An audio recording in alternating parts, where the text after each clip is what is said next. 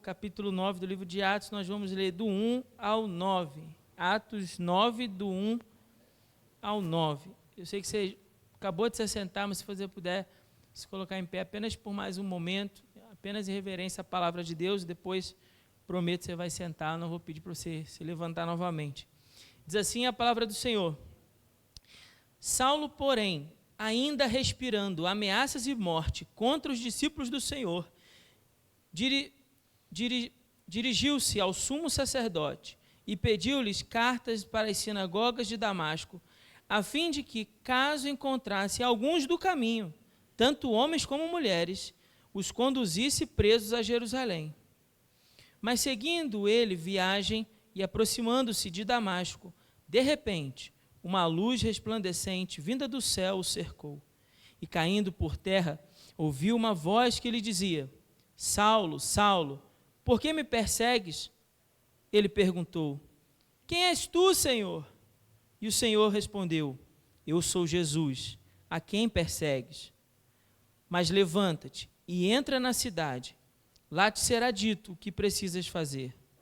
Os homens que viajavam com ele, ouvindo a voz, caíram emudecidos, mas não viram ninguém. Saulo levantou-se do chão e, abrindo os olhos, não enxergava coisa alguma.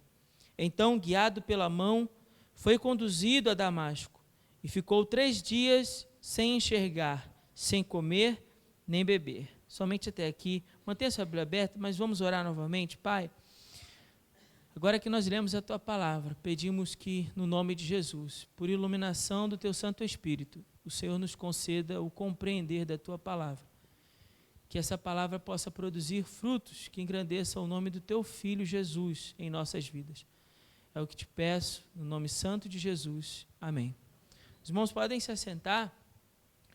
A primeira pergunta, e básica, mas ainda assim importante, que nós precisamos fazer diante desse texto é: quem é Saulo?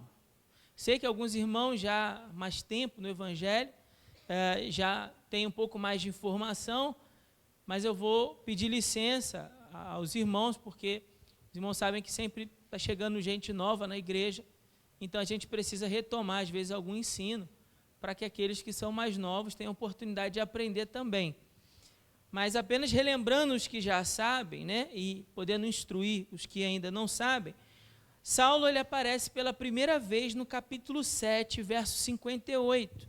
Lá, no capítulo 7 aqui do livro de Atos, Saulo aparece segurando as capas das testemunhas enquanto elas apedrejavam Estevão. Depois do julgamento de Estevão, as testemunhas, pela lei de Moisés, deveriam ser as primeiras pessoas a lançarem pedras, né, na condenação daquele que estava sendo ali apontado como herege.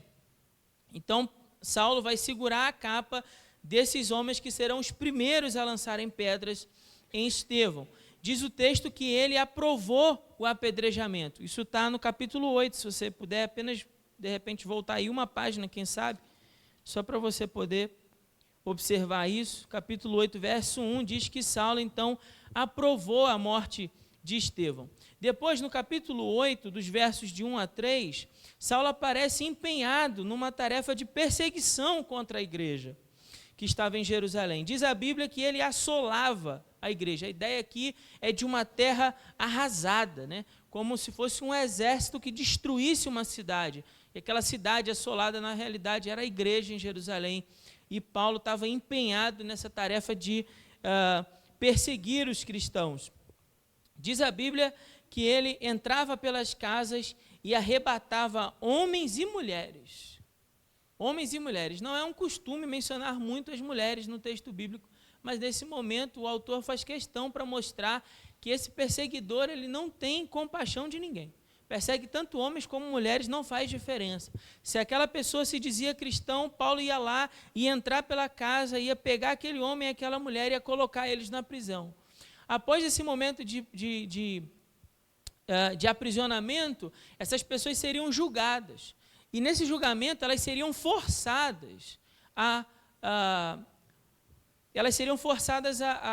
blasfemar contra o nome de Jesus, a se declararem não cristãos, a cometerem todo tipo de ofensa contra Jesus para não se declararem cristãos. Se elas fizessem assim, talvez a punição seria mais leve. Mas se elas não fizessem, muito provavelmente, ou elas permaneceriam na prisão até morrer, ou seriam mortas mesmo por apedrejamento, assim como Estevão foi morto.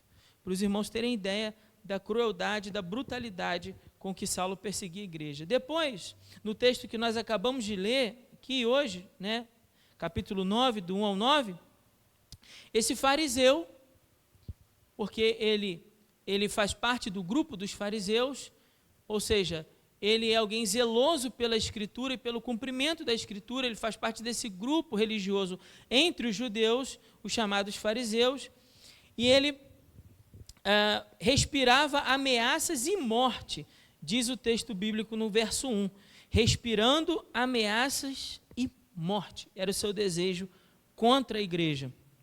Viajava para Damasco, a fim de continuar essa empreitada contra os cristãos, Até que no caminho ele teve um encontro com Jesus, ou melhor, Jesus o encontrou, Não foi Paulo que encontrou Jesus, Jesus não estava perdido. Na verdade, Saulo é que estava perdido e foi encontrado. O autor faz questão de narrar esse acontecimento, porque ele tem uma importância muito significativa para a história da igreja como um todo. Saulo, nos próximos capítulos que virão de Atos, ele se tornará um grande missionário da igreja. Através das suas viagens, Paulo vai plantar dezenas, quem sabe até centenas de igrejas, e vai formar inúmeros líderes nessas igrejas, e vai escrever cartas a essas igrejas, em orientação a essas igrejas, e essas cartas serão consideradas posteriormente pela igreja como palavras divinamente inspiradas por Deus. Então, esse homem, que a Bíblia está narrando para nós como um grande perseguidor da igreja, vai se tornar uma das mentes mais brilhantes do cristianismo, uma das personalidades mais importantes de todo o livro. A partir do capítulo 13, verso 1, até o final do livro, o autor vai se dedicar em boa parte a falar sobre esse homem chamado Saulo. Olha que interessante. Esse mesmo perseguidor se tornará um grande missionário, levando o evangelho de Cristo a muitas pessoas. Essa história que o autor começa a narrar para nós, no início ela vai se desenvolver em 3 momentos. Queria que você observasse isso aí na sua Bíblia. A gente não vai falar de todos hoje, só de um, mas eu queria só mostrar para os irmãos, para que depois você possa ler em casa e com isso aprender mais sobre esse texto. Do verso 1 até o verso 9, o autor vai falar para nós como acontece o encontro de Saulo com Jesus. Então, o primeiro encontro é o encontro com Jesus. O segundo encontro vai do verso 10 até o verso 19, que é o encontro de Saulo com Ananias, aonde ele vai receber a orientação que Jesus havia declarado para ele aqui, e depois dessa orientação, Paulo será batizado. Tendo sido batizado, ele vai começar a pregar em nome do Senhor Jesus. E depois, do verso 20 até o verso 30, o autor vai narrar para nós o encontro de Saulo com os demais discípulos de Jesus. Então, o perseguidor agora vai se tornar um perseguido por amor ao Evangelho. Então, em poucos versículos, é isso que eu quero mostrar para os irmãos, em poucos versículos, cerca de 31, no caso, o autor vai descrever para nós como essa mudança acontece. De um homem que sai de Jerusalém em busca de prender e até matar os cristãos, e lá no verso 21 e 22, aparece pregando corajosamente em nome de Jesus. Que mudança extraordinária, Que mudança extraordinária. O que leva um homem, e isso é uma pergunta importante para você refletir, o que leva um homem com toda essa vontade, essa fúria de perseguir os cristãos, de não apenas prender os cristãos ou silenciar os cristãos, mas de matar os cristãos, que leva esse homem a se tornar um cristão, a se tornar um crente em Jesus.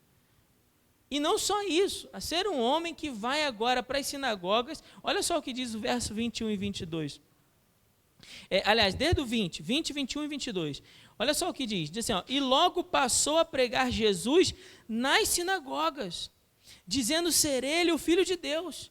E todos os seus ouvintes admiravam-se e diziam: não é este que em Jerusalém perseguia os que invocavam esse nome? Esse tal aí de Jesus? Ele não veio para cá, para Damasco, a fim de levá-los presos aos principais sacerdotes? Não era essa a intenção que a gente leu no verso 1 e verso 2? Aí diz o verso 22, Saulo, porém, fortalecia-se cada vez mais e confundia os judeus que habitavam em Damasco, provando que Jesus era o Cristo. Que mudança, que coisa extraordinária, que palavra maravilhosa, como Deus pode transformar de tal maneira o coração de um pecador. É disso que trata o sermão dessa noite. Como o grande amor de Deus pode converter até mesmo o coração de um tão grande pecador.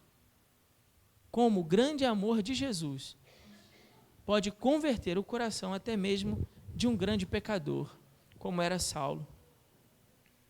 Bom, vamos analisar um pouco melhor o texto. Versos 1 e 2, a Bíblia vai nos apresentar, então, o propósito dessa viagem. Você pode acompanhar, por favor, na sua Bíblia. Diz assim, Saulo, porém, ainda respirando ameaças e morte contra os discípulos do Senhor, dirigiu-se ao sumo sacerdote e pede-lhes cartas para as sinagogas de Damasco, a fim de que, caso encontrasse alguns do caminho, perceba a expressão do caminho, tanto homens como mulheres, os conduzisse presos para Jerusalém. Então, esses versos 1 e 2, o autor está descrevendo para nós qual é o propósito da viagem. Por que Paulo está indo para Damasco? Para prender os cristãos. Em resumo, é isso.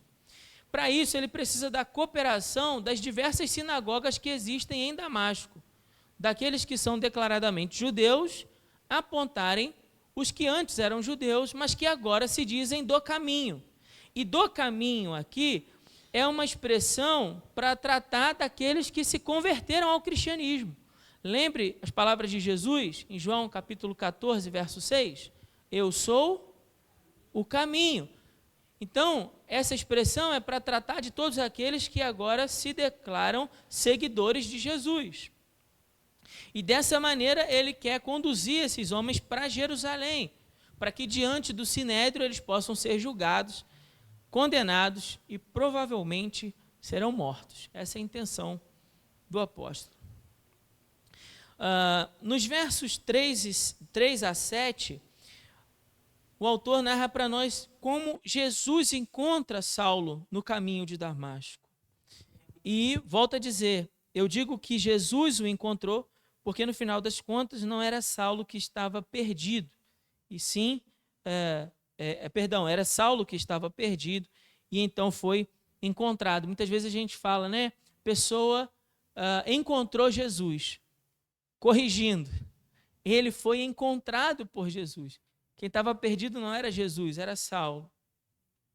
Veja o verso 3, o que diz. Verso 3 diz assim: mas, seguindo ele viagem, aproximando-se de Damasco, de repente, uma luz resplandecente vinda do céu o cercou. Algumas expressões são importantes a gente perceber aqui nesse versículo. A primeira delas é de repente, em um momento, como que tomado de surpresa. E a outra expressão é uma luz resplandecente vinda do céu o cercou. A conversão, o relato da conversão do apóstolo Paulo, ele aparece algumas vezes em Atos, pelo menos 3 vezes. Há uma outra vez, que é em Atos 26, que eu quero ler com os irmãos. Se você puder marcar na sua Bíblia, né? Quem aí, de repente, puder colocar aí a fitinha ou alguma outra coisa, e vá, por favor, em Atos 26. Abra, por favor, em Atos 26, para a gente comparar o que a gente acabou de ler no verso 3 com aquilo que diz o capítulo 26, quando o próprio apóstolo Paulo narra a sua conversão diante do rei Agripa. Então, o próprio apóstolo vai contar a sua conversão. Eu não quero ler toda a passagem, para a gente poder ganhar tempo, mas vou ler os versos 12, 13 e 14. Diz assim: numa dessas vezes, fui para Damasco, munido de autoridade dos principais sacerdotes e comissionado por eles. Ao meio-dia, é isso aqui que eu quero que os irmãos prestem atenção. Ao meio-dia, ó rei, vi no caminho uma luz do céu, que brilhava mais do que o sol. Qual era a hora do dia? No momento em que o sol está a pino, brilhando de forma máxima, né? Fritando a gente de calor, nesse momento de luz intensa, Paulo está dizendo que viu uma luz que era mais resplandecente do que o sol. Olha que interessante. Mais resplandecente do que o sol. Em torno de mim e dos que iam comigo.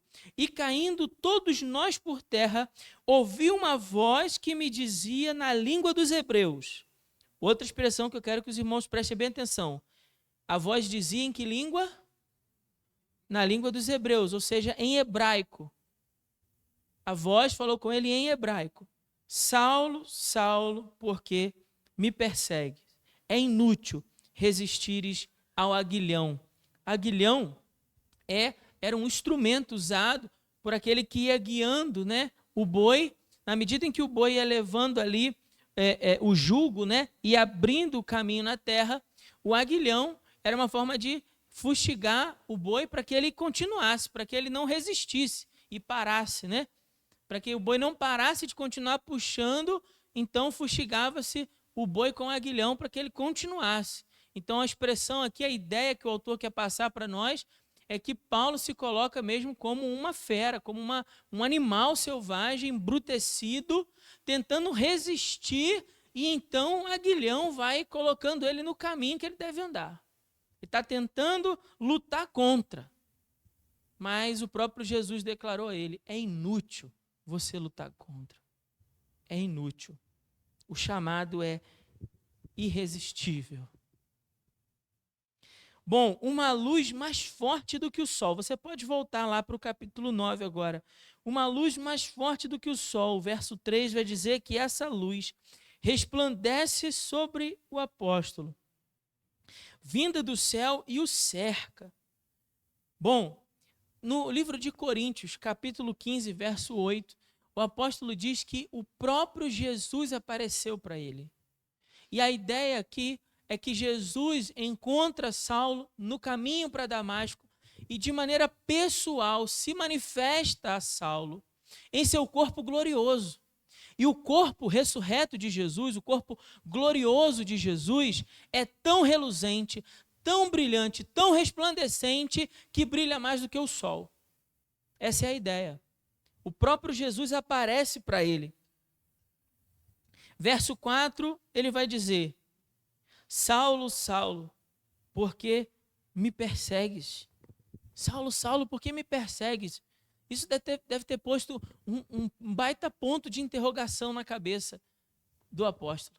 Um baita ponto de interrogação, porque quando ele vai para Damasco, quando ele está indo para lá, ele acha que está fazendo o trabalho de Deus. Ele acha que está fazendo a obra de Deus. E ele vai para lá para perseguir os do caminho. Ele deixa isso claro nas cartas que manda para as sinagogas. A ideia dele é perseguir. Então, que voz é essa? Que luz é essa? Que declara em hebraico as palavras. Bom, por que eu estou fazendo questão de falar em hebraico? Porque naquele período, na Palestina, não se falava o hebraico. O hebraico não era a língua comum daquele tempo.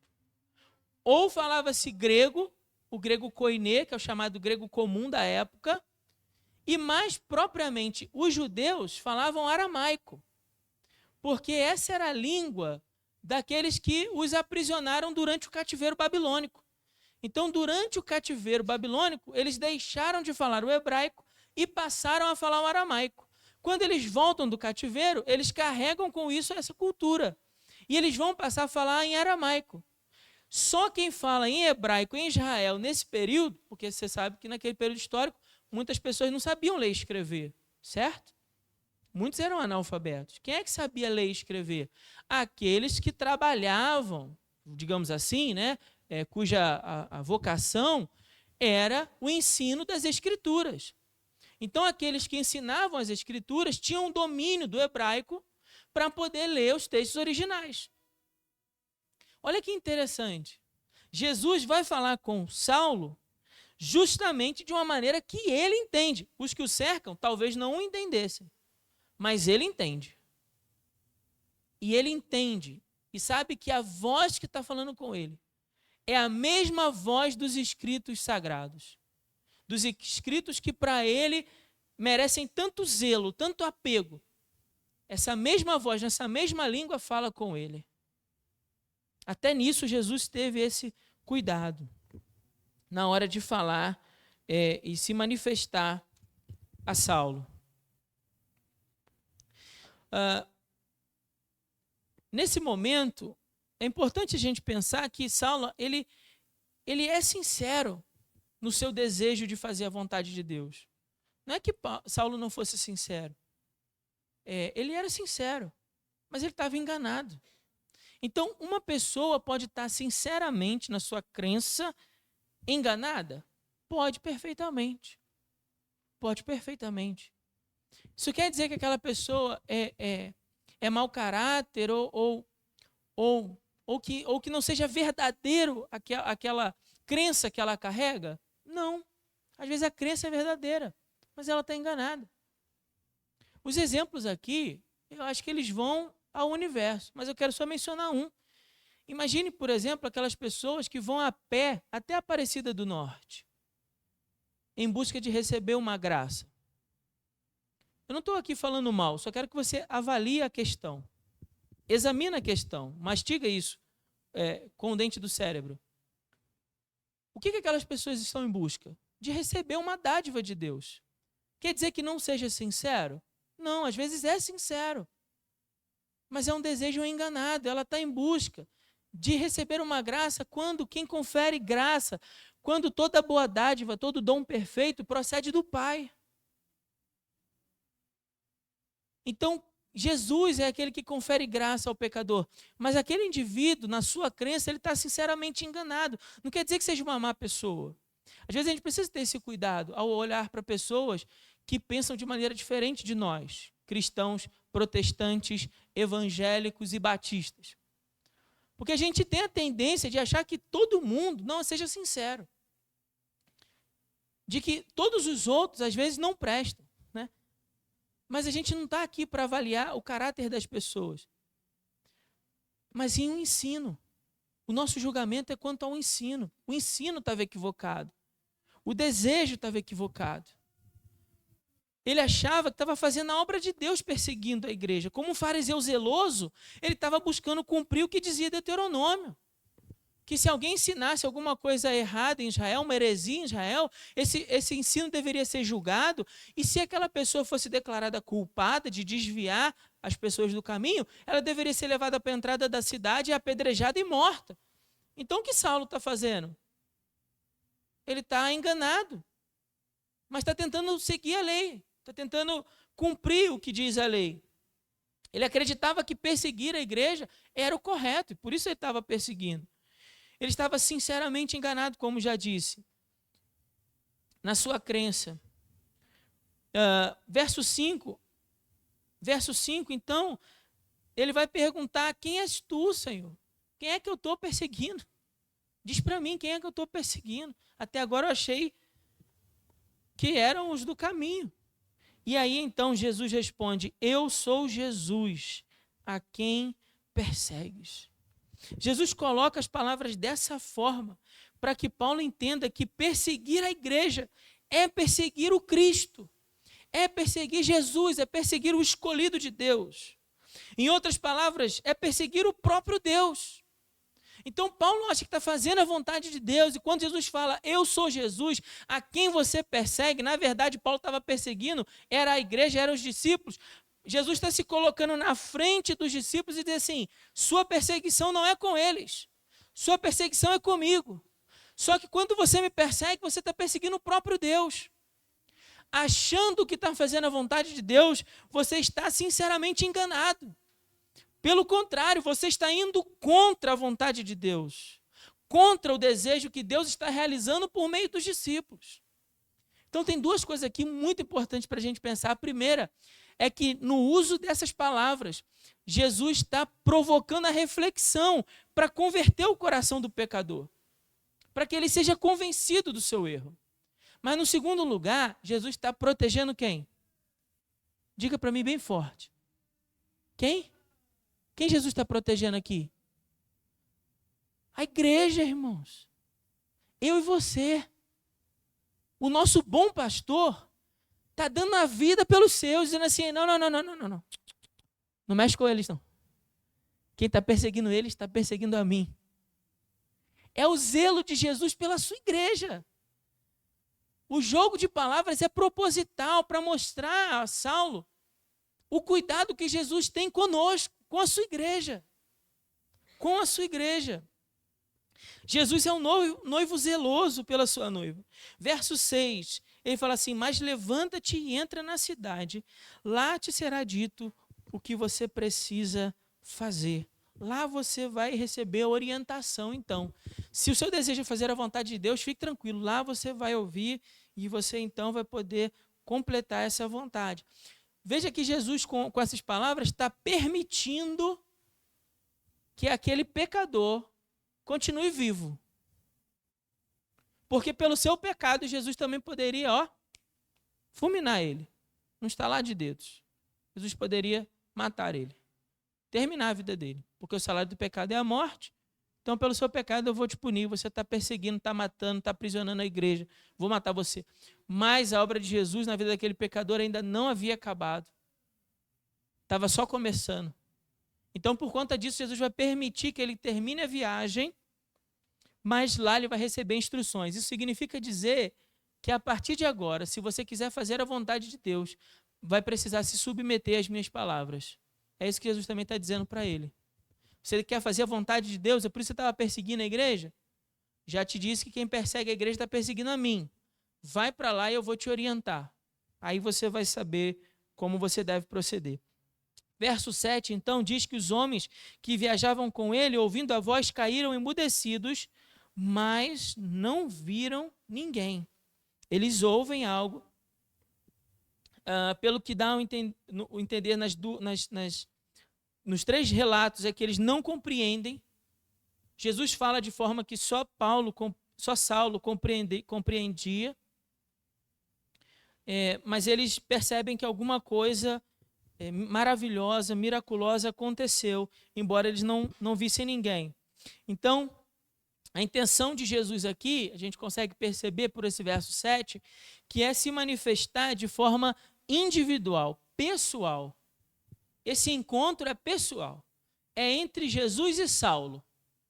Então, aqueles que acompanhavam Saulo não vão compreender o que está acontecendo, mas Saulo vai compreender, porque esse é desejo de Jesus. Isso é desejo de Jesus. E aí no verso 8 fala que Saulo levantou-se do chão e, abrindo os olhos, não enxergava coisa alguma. E então, guiado pela mão, foi conduzido a Damasco e ficou 3 dias sem enxergar, sem comer e nem beber. Algumas expressões aqui eu quero explicar para os irmãos. A primeira delas é que ele não enxergava. Ele estava cego. A ironia dessa história é que quando você lê os evangelhos, você vê o quê? Pessoas cegas. Quem lembra aqui do cego Bartimeu, por exemplo? Né? Que encontra Jesus à beira do caminho, em Jericó, e esse que era cego passa o quê? A enxergar. E muitos outros cegos que encontraram Jesus pelo caminho fizeram o quê? Passaram a ver. A ironia do texto é que Saulo tem os 2 olhos perfeitos. E aí encontra Jesus e fica cego. Jesus, ele tem uma capacidade pedagógica maravilhosa, né? Jesus é um professor por excelência. Para todos os cegos, ele deu a visão, pronto, agora você vai pelo seu caminho, sua fé te curou, vai lá. Para Saulo, ele faz alguma coisa diferente, fala assim, eu vou cegar você, para que na tua cegueira você compreenda que você estava andando cego. Como diz a canção, né? Ó, quão cego eu andei e perdido vaguei, longe, longe do meu Salvador. É isso que Jesus estava querendo mostrar para Saulo. Mas também que essa cegueira era advinda da escuridão, das trevas que ele estava enfrentando por causa do seu pecado. Paulo fala disso inúmeras vezes nas cartas. Fala que o pecado cega o nosso entendimento, ele escurece a nossa visão. E aí ele completa, por exemplo, em Coríntios, mas são várias passagens que diz isso, mas vou tomar como exemplo o texto de Coríntios, capítulo 4, 2 Coríntios, capítulo 4, verso 4, quando ele diz para que não vejam a luz do evangelho. Por que Paulo usa muito essa expressão da luz? Nos tirou dos reinos das trevas, nós pregamos aqui domingo passado, quero ver quem vai lembrar, e nos levou para o reino da sua maravilhosa luz. Então, por que Paulo está usando essa expressão muitas vezes em muitas cartas? Porque foi o que aconteceu com ele. Ele estava cego no seu pecado, na escuridão do seu pecado, e Cristo leva para a luz. Mas como Cristo faz isso? Deixando ele cego. Olha que interessante. Ao deixar ele cego, Jesus está ensinando para Saulo o que é verdadeiramente enxergar. Aí diz uma outra expressão no texto, guiado pela mão. Esse homem que era tão cheio de si, arrogante, fariseu, perseguidor da igreja, prendia, maltratava, matava a igreja, agora tem que agir como uma criança e ser guiado pelo caminho. Ops, dá a mão aqui, deixa que eu vou te levar. Para dizer que você estava num caminho errado. E agora Cristo vai te colocar no caminho certo. Porque você não sabe para onde está indo. Olha como Cristo, o Espírito Santo também o humilha. Para que ele venha à compreensão do Evangelho. Aí, a resposta de Saulo também é interessantíssima. Porque vai dizer o texto, para nós, no verso 9, que ele fica 3 dias sem enxergar, mas nesse tempo ele também fica sem comer e nem beber. E essa expressão no texto indica para nós que Paulo está em crise com o que está acontecendo. Ué, pastor, não entendi. Deixa eu te explicar de outra forma. O judeu vai ficar sem comer e sem beber para jejuar. E o jejum significa que ele vai matar a própria carne, dizendo não a ela, negando a ela a comida e a bebida, para buscar ao Deus. Para durante esse tempo de jejum, e é para isso que o jejum serve, quando você diz não à carne, para dizer sim para as coisas do alto e para dedicar aquele tempo à busca por conhecer a vontade do Senhor. Quero só abrir um parênteses aqui, porque é inevitável. A gente precisa corrigir uma heresia, não sei, da igreja nos dias de hoje, que fala que você deve fazer jejum para receber bênção. Jejum não é para receber bênção. Jejum é para buscar intimidade com Deus. As bênçãos de Deus você recebe pela obra da sua graça, que foi conferida para nós na cruz do Calvário. É graça, é favor imerecido. Quer receber uma bênção? Busca Jesus em graça. Você não pode pagar e que por meio da sua graça ele te conceda essa bênção. Mas não é um jejum. Aí entra os absurdos maiores ainda, que eu não quero nem andar por essa seara, mas é aquele tipo jejum de Coca-Cola, jejum de televisão, jejum de chocolate. Eu me recuso a comentar o tamanho da heresia, mas isso não tem nada de Bíblia, irmãos. O significado aqui é, ele vai ficar sem comer e sem beber, porque ele está dizendo não à carne, para buscar a Deus. Por que ele está fazendo isso? Se ele estava tão convicto que estava fazendo a vontade de Deus ao perseguir a igreja, por que ele está buscando a Deus agora? Por que ele está humilhando a própria carne? Porque alguma coisa mudou no coração daquele pecador. No coração daquele grande pecador. O grande amor de Deus começou a mover. E ele agora está sendo tratado e está sendo conduzido. E ele deseja buscar. Ele deseja compreender o que está acontecendo. Para a gente terminar, já estou encerrando. Qual é a grande ideia desse texto? Qual é a lição que o texto está tentando apontar para nós, que o narrador está tentando apontar para nós? É que o grande amor de Jesus é poderoso para salvar até mesmo um grande pecador. Guarde essas palavras, eu vou repetir. O grande amor de Jesus é poderoso para salvar até mesmo um grande pecador, como era Saulo. A gente precisa pensar nessa verdade. Eu quero propor algumas aplicações desse texto, e uma delas eu já faço agora. Por que eu estou dizendo que a gente precisa se apegar a essa verdade? Porque nem sempre a gente acredita que o amor de Deus possa realmente salvar um grande pecador. Nem sempre a gente acredita nisso.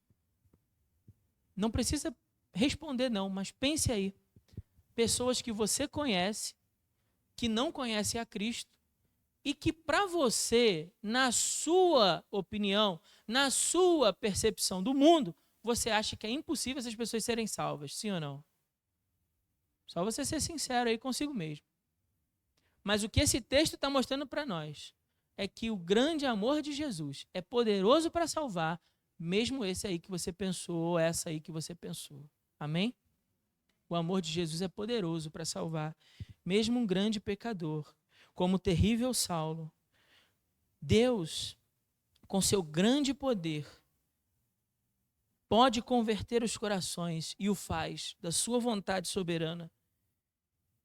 Isso deve nos revelar o seu grande amor e nos dar uma grande esperança de que Deus possa salvar. Escute, isso deve nos dar uma grande esperança de que Deus possa salvar a quem amamos, mas que ainda não conhecem o seu amor. Deus pode salvar essas pessoas. Uma conversão improvável aos nossos olhos, aos olhos dos homens, assim como era Saulo, perseguidor da igreja, uma conversão improvável, não é impossível para Deus.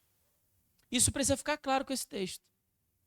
Vou repetir, porque essa aplicação eu gostaria muito que você saísse daqui com ela na sua mente e no seu coração. Uma conversão improvável aos nossos olhos. Então você olha para alguém e acha que é improvável que ela seja salva. Não é impossível para Deus.